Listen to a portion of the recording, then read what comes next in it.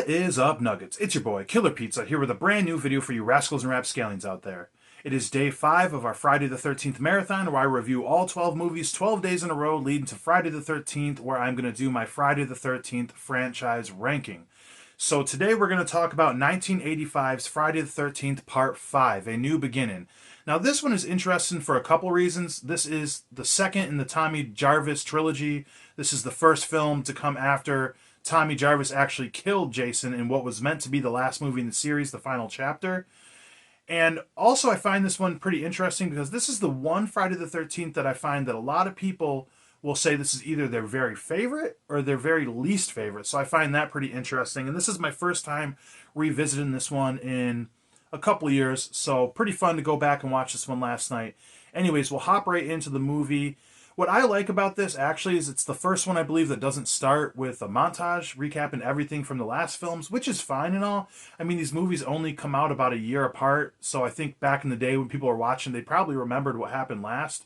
And when you're binge watching this shit, you kind of know what's going on and you notice the recaps and everything. But it starts with one of the coolest scenes in any of the Friday the 13th movies, where we have a young Tommy Jarvis, played by Corey Feldman from Part 4, walking through the woods in the rain up to like a little grave spot, and he's wearing his yellow raincoat like Georgie in it, but he's kind of peeking over at Jason Voorhees' grave while a couple young teens, our grave robbers, come to dig up Jason. And once they dig him up, Jason comes to life and kills both of them, and then he kind of like faces off from the distance with Corey Feldman and has the stare down, and ends up becoming just a dream sequence where Tommy Jarvis in the future wakes up. But I just have to say, how fucking cool would it have been if they could have gotten Corey Feldman back? I heard he couldn't do it because he was busy with the Goonies, but imagine if Part 5 was childhood Corey Feldman, the same as Part 4, getting hunted down by Jason. I would have really loved that, but I digress. We cut to 5 years in the future with Tommy Jarvis being about 17 years old, and he's completely fucked in the head, traumatized to death, almost a borderline mute in this film, and he's been in the nut house apparently this whole time, which would make sense. I appreciate that realism there. If you went through what he went through, you'd be fucking traumatized for life pretty much. But they take him from this nut house to kind of like this teenage halfway house, for like troubled teens and whatnot. And it's run by the two bosses, two adults. I think his name was Rick and then Pam. And, clearly right off the bat, he's an outcast. We see all these teens in the beginning. Not much to any of these characters in this film, if I'm being honest. Like, they're all memorable in the sense of, like, being over the top and, like, stereotypical, for movies like this. We get a scene where Tommy goes upstairs and he's kind of unpacking his shit. We meet, like, one of the best parts of this movie, one of the best characters, Reggie the Reckless, who hops out of the closet scaring him with, like, a fucking toy spider or whatnot. And they kind of have, like, some, conversation there, very little. Reggie saying, no, I'm not one of you psychos here. I'm visiting my grandpa and whatnot. So then we continue on kind of meeting these characters, and there's not really much with them.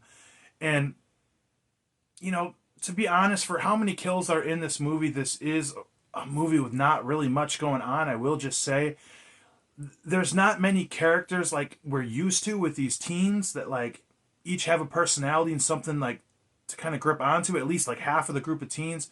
These are all pretty forgettable teens, and it's kind of more chopped in and replaced with just non-stop characters that get filled in and killed along the way, which some of them are fun, and that's fine, but I have certain reasons I don't like this, which I'll explain in a minute. But this pretty much leads up to a point where we got this one kid, I don't remember his name. Yeah, he's just kind of a heavy-set kind of kid. He seems like he's a little bit slow, and you feel kind of bad for him. He's got chocolate stained all over his face, which I should mention, this film right here kind of picks up more from Part 4, where there was a little more comedy. I feel like each Friday the 13th moving forward in this sense, until I'd say Part 7, are getting more and more comedic. And this movie right here is pretty much prime 80s when it comes to like characters and like comedy and shit like that. This movie doesn't take itself too seriously. But anyways, this kid, I say that because he's got the chocolate all over his face, and he's trying to help these two girls with the sheets that are hanging up, and he gets chocolate all over him. That's a pretty funny part. Get the fuck away from us. We don't want your help. Which, once again, I feel bad for him. He goes over to try to help this like tough guy over there who's chopping wood, who's actually the actor who played Suicide in Return of the Living Dead, my favorite movie of all time. He wants to help him with the chopping wood, and this guy just snaps and cuts him in the back with the axe. Actually, one of the most brutal kills because a lot of the stuff was cut out in this film. And the girls are all screaming. Pretty horrific thing just to see like a person just chop somebody straight in the back like that. Then the paramedics and cops, everybody shows up. There's one paramedic in particular that's very shook by this, by the name of Roy Burns, and I'm just gonna give it away right now, man. If you're watching this review, you've seen this movie. These aren't spoiler-free reviews. This turns into a whodunit kind of slasher, which is one of the redeeming qualities of this movie because it's the first time we've had that since part one. And I'll just say, Roy Burns, he may or may well, I don't know why I'm keeping a spoiler. Roy Burns is the fucking killer in this. He's taken the disguise of Jason Voorhees and everything. So this movie is a bunch of nothing, honestly. It just goes kill by kill. We get introduced to some characters, like we get these two greasers who are their car stalled out and they get killed out in the woods. We have what else we got? We got a couple fucking man, I'm flubbing up. We got the hillbillies in here, which are two of the better characters, I will say. Ethel and her son, which Ethel comes in the beginning, catching two of the teens like fucking on her property, and she's all pissed off. And her sassiness and her mouth is one of the funnier parts of this movie. But her son in this, I get what they were going for. He's pretty funny. You tell him, Mama. I find him very obnoxious in this film. They end up getting killed off a little bit later. Him getting his head chopped off because he ends up getting in a fight with Tommy Jarvis because at one point Reggie the Reckless goes to visit his brother with Pam and Tommy getting out of the house and whatnot. And this is another highlight of the movie where the guy who played Spider from Return of the Living Dead, which is cool. We have two actors from Return of the Living Dead in this one. Reggie meets up with him, and that's one of the funnest parts in the movie, just their dialogue and conversation between the two of them. The damn enchiladas with, I'll call him Spider. I think it was, Miguel Nunez or whatever in the movie when he's singing the song in the porta potty after the damn enchiladas with his girlfriend. And she gets killed off, her throat slit. He opens up the door, sees her out there. He's terrified by it and whatnot. And this is one of the scariest kills in the entire movie where, like, Jason comes with, like, a big metal pipe and just starts stabbing it through the porta potty. Could you imagine that? Because you don't know where it's coming from. And he ends up taking the big spike or whatnot straight through the back, straight through the chest. It's some pretty gory and brutal shit, man. Like, honestly. And, yeah, I don't know, man. There's just something about this movie. We meet a couple more characters with, like, this older guy who's like a professor or some shit picking up a girl at a diner and he's doing cocaine out in the car. Apparently the whole production staff was doing it the entire time of this movie.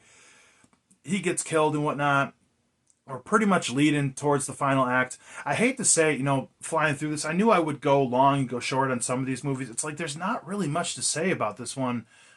Just like part one, it's like the characters aren't really shit. The only likable character in here is Reggie the Reckless. Even like Pam, who would be like the place of the final girl in a lot of ways, like there's not much to her. You don't learn much about her. She's not even in the movie that much. And it's like, I find this movie would have been fine just going from victim to victim because this is one of the highest kill counts. I think the highest kill count so far with like over 20 kills. If like the kills were a little better, I heard like the MPA or whatever cut all the kills out. It's all, the after effects of some of these kills are pretty cool, but there's not really any good gore in this film. And for not being really invested in any of these characters, not really caring for any of them, I just can't get into this one too much. And don't get me wrong, this is something I was thinking about the other day when I talked about how boring Friday the 13th Part 1 was. Do you guys think Friday the 13th Part 1 would be held in higher regards if there were no sequels because all the sequels are so damn good?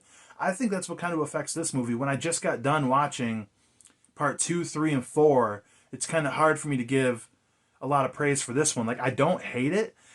Honestly, like, it's somewhat funny. It catches like the heart of the 80s and everything. It's a little slapstick with it. Doesn't take itself too seriously. But just like I can't get into the people, so I don't really give a shit. And a lot of the kills, the fact that they go rapid fire and everything makes it an easy watch and fun in that sense. But compared to a lot of the others, so I feel like I'm maybe not giving this that fair of a rub because I'm kind of in the back of my head comparing it to the others because I've just been binge watching it. It's fun. It's a decent movie. But with that being said, Yeah, the younger son, the son of Ethel, man, this guy just so fucking obnoxious. I will say Tommy Jarvis is kind of a badass in the sense that like he beats the shit out of two different people. You know, he's kind of like a loose cannon. I do appreciate his acting where he's kind of just like stoic and just like having these flashbacks of Jason where he's about to snap. That's kind of like a fun dynamic to it. And he ends up beating the shit out of one guy in the halfway house earlier because he like scared him and took one of his masks. Then the younger kid of Ethel gets in a fight with him outside Miguel's like trailer when Reggie the Reckless is over there. He kicks his ass, and one of the most obnoxious scenes and one of the most satisfying is like the kid comes back and he's driving the kid of Ethel and he's driving his dirt bike around the trailer. Mom, they hurt me, they hurt me. It's just so fucking obnoxious to me, man. But when he gets decapitated with the machete driving by, that's satisfying. And though the prop head looks kind of stupid, that is one of the more satisfying and better kills. But we lead into a pretty fun final deal here. We don't get the final chase like we do in a lot of them. You know, this is maybe the first one we don't really get a chase. It's not much of a chase, if that. We have Reggie the Reckless and Pam both taking off and running away from Jason. And it is kind of fun. Like, I could imagine this would be fun in the theater back in the day if you didn't know who did it. Like, knowing now, I know Roy Burns is the killer, and watching it back, it's so obvious. Like, they have these pan-in shots to him when, you know, earlier in the film, and just like, why would you be including this guy so much if there's nothing to it? But they really did build this pretty good. I'll give it to him to make you think that it was Tommy Jarvis. You know, and they go on this chase and everything. Pam and Reggie the Reckless, where I love this shot. I love the scene where Pam's about to get it and Reggie drives like this like John Deere like little tractor deal with like a plow in the front of it through to like knock down Jason, and just like the shot with the red hoodie over his head and the look on his face in the rain and he knocks him down. That's a pretty good shot. Reggie's one of the best parts about this. Just a very charismatic and funny kid. I think he played what Dudley in Different Strokes. I used to love that show as a kid, but yeah, they're running off into like a barn or some shit like that. Yeah, I think so. A barn we never seen before in this movie, and they go to like climb upstairs, like the top part of the barn, similar to part three on the like upper part, and then here comes Tommy Jarvis, the 17-year-old version. He kind of has this showdown with them, and absolutely gets smoked, man. Like what the fuck? He's been beating ass this whole movie against these normal people. He's got all these flashbacks of Jason, how he haunted him, literally killed Jason when he was 12 years old. Yet when he's this grown man who's tough and all in shape and ready to fight and can kick ass, got karate kicks and shit, he just pusses out and gets murked by fucking Jason. Just one chop with a machete, grazing across the chest, he's done. They got to help him back up to the barn. He fights him off, like stabs him in the leg, and Pam and Reggie help him up to the barn where he's just passed out up top. Like, even the women in this, like every single one of these franchises were tougher than this. Like one of the weakest people in the entire movie. And he's down. They knock Jason off. There's like all these spikes down on the ground outside the barn, and Pam or Reggie, I don't remember, kind of knocks him out, but he hangs on and grabs Reggie. Then up to save the day. Here comes Tommy Jarvis, final blow, which that's satisfying enough. I just wish they would have built him up more. Knocks Jason down, and that's where his mask flies off. His body goes through all these spikes, and he's dead. And his mask pops up, and it's Roy.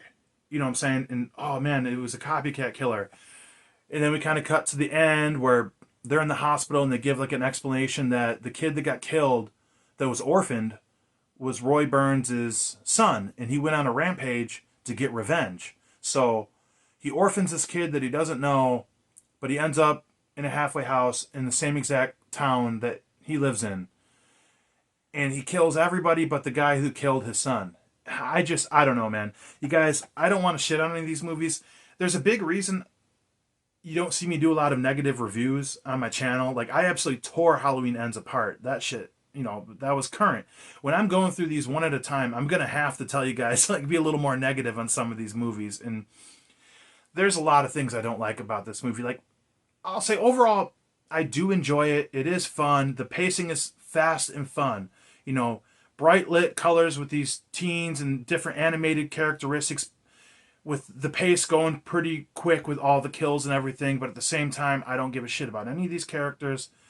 The copycat killer's lame. The fact that Roy Burns killed more people in one movie than Jason did, and you know, in any of the individual movies so far. And why would you have to dress up like Jason just to kill people? You know, It's not like the person that you kill is going to say, "Oh, I seen Jason." I don't know, and it's like weird when these movies that are so like out there for me to criticize it. 'Cause it's like it's not real and it's just unrealistic to begin with. You know what I mean? So who am I? You know, Jason just picked somebody up with like a spear gun and held him in the air like the last movie, and here I am criticizing all this shit. But you know, just not any redeeming qualities. Like, tell me a character that's likable in this movie besides Reggie.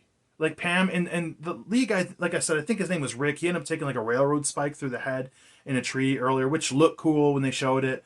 He was pretty nice, you know, but nobody you really like. Like, you don't hate Tommy Jarvis in this, but like, what a fucking pansy, man. Like, I used to have this higher in my rankings. I looked at my rankings the last time I did them last night, and stuff is going to move around. And I will say this one, I had this decently high, and I don't know this time around. Just, it's okay. It's fun. Just the fact that Jason isn't the killer on top of everything, and the fact that it's kind of pigeonholed in between 4 and 6 says a lot. But yeah, this one's just okay. I would recommend watching it. It's fun and all. I'm just saying, if I got to be honest about it, like I said, after binge watching, you know, the first 4 so far, it's like, this one just didn't do it for me, man. It's a lot to do with Tommy Jarvis, man. He barely speaks a word in the movie. Just not for me. I'd rewatch it all the time, but like, you know, those are just my honest thoughts. But anyways, I think that's all I'm going to say about this movie. Not much more to say unless I want to keep repeating myself. But if you like my reviews so far, thank you for watching, for one, if you have. Like, comment. If you're new to the channel, subscribe. This is a physical media channel. We talk about horror, cult movies. There's some pro wrestling mixed in, all that fun stuff. So anyways, yeah, let me know what horror movies you guys are watching. Let me know your Friday the 13th rankings in the comments. And yeah, other than that, Blood Guts Gore, I'll check you guys next time. Tomorrow, actually, for Friday the 13th, Part 6.